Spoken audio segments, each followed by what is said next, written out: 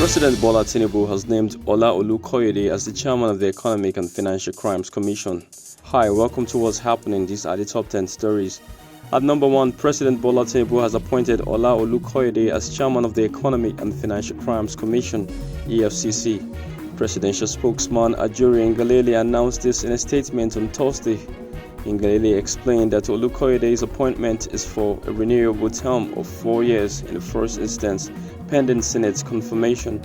On June 14, 2023, the president suspended Abdulrasheed Bawa indefinitely as the anti-graft agency boss. Bawa was suspended to allow for proper investigation into his conduct while in office. The action followed weighty allegations of abuse of office levied against him. At number 2, President Bola Tinubu has filed a request with the Supreme Court to dismiss the appeal launched by former Vice President Atiku Abubakar and the People's Democratic Party, PDP, who were contesting his victory in the 2023 presidential election.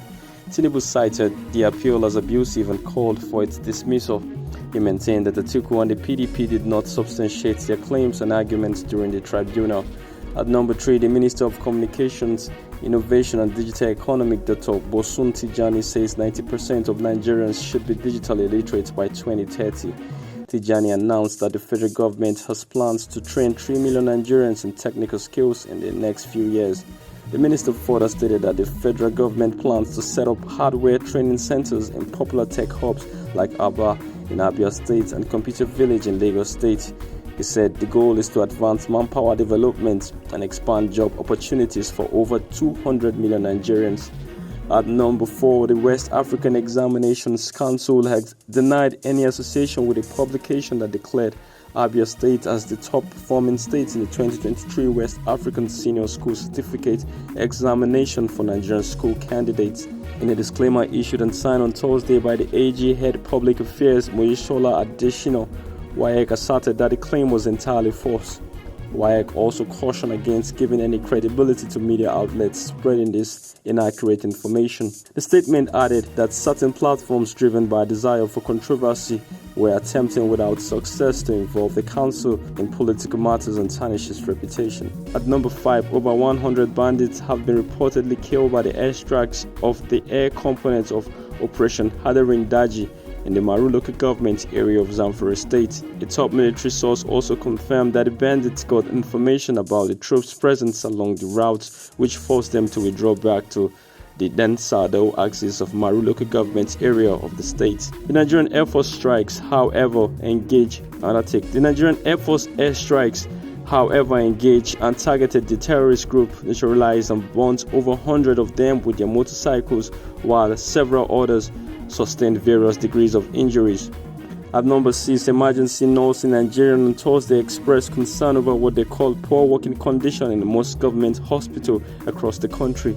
Chairman Emergency Nurses Association of Nigerian Oyo State Branch, Mrs. Felicia Elims, stated this in an interview with the News Agency of Nigeria in Ibadan. Elims, a senior nurse at the emergency unit of the University College Hospital, Ibadan, said most of the emergency nurses usually depend on use of torch to dress patients' wounds, particularly at night.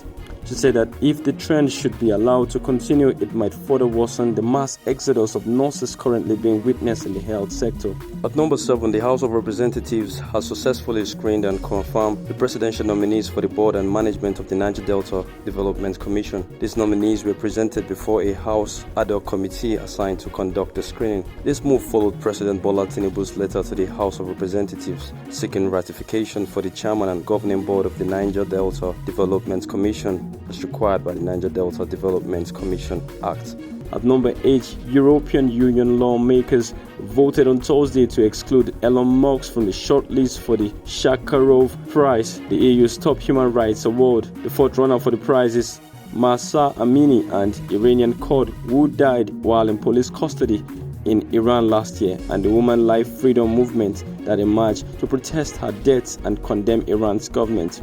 The nomination of Amini and the movement enjoys support from the 3 largest political groups in the European Parliament. At number 9, Israel and Hamas traded more heavy fire Thursday in the Gaza war that has killed thousands. U.S. Secretary of State Antony Blinken visited to stress strong solidarity and urge restraint to protect Palestinian civilians. Israel's army hammered Hamas with thousands of strikes ahead of what is widely expected to be ground invasion of the crowded territory after Hamas gunmen killed 1,200 Israelis, mostly civilians, and took about 150 hostages. US President Joe Biden, who has strongly backed Israel and started sending military aid, also cautioned that Israel must, despite all the anger and frustration, operate by the rules of war. At number 10, Nigerian track and field runner Divine Oduduru received a 6-year ban from the World Athletics Integrity Unit (AIU) due to doping violation. The suspension resulted from a decision by the World Athletics Disciplinary Tribunal, which investigated allegations of 2 potential anti-doping rule violations by the AIU. Oduduru, who was connected to fellow Nigerian athletes Blessing Ukpagbere, was found guilty of possessing multiple prohibited substances. That's all for today. See you next time on What's Happening.